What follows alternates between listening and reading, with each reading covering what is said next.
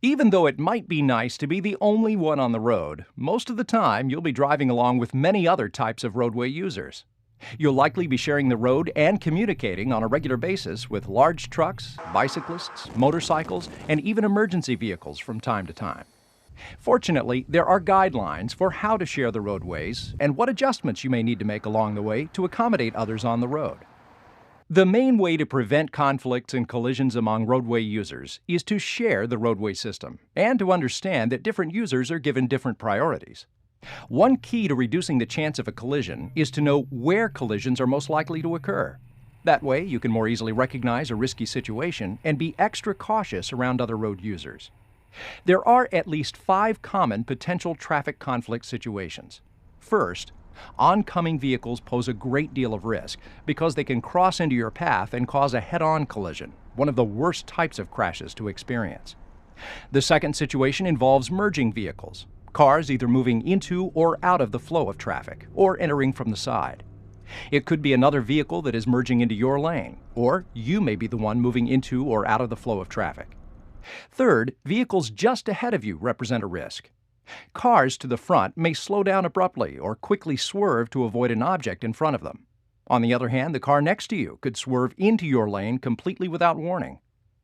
Fourth, vehicles behind you may be following you too closely.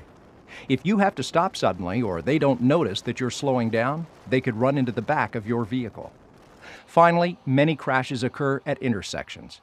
This is not really surprising because at intersections there can be multiple vehicles that want to go in different directions. The important thing in all of these situations is to recognize the potential for conflict and always watch for vehicles that might be moving into the space cushion around your vehicle.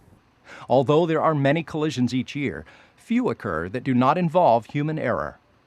The good news is, you know what types of errors to expect. Not only will you make fewer mistakes yourself, but you'll be better able to avoid the hazards caused by other drivers' errors. The key is to anticipate the hazards that other drivers may create before they create them. You can identify most of the hazards that other drivers create by looking in the right place at the right time. Now that you know what kinds of hazards you face, let's see how well you recognize them. What's the hazard here? It's a good bet that he suddenly realized he took the wrong exit. And the hazard here? The brake lights are a tip-off. The only reason to apply the brakes is to start the car or shift out of park. This driver is about to pull out into traffic. What should you do here? People working on cars on the side of the road tend to be preoccupied. If the driver decides to try starting it, he may walk into the street. The best thing to do is to give him the whole lane. Spotting potential hazards early lets you prepare to act, and if needed, to respond quickly, smoothly, and safely.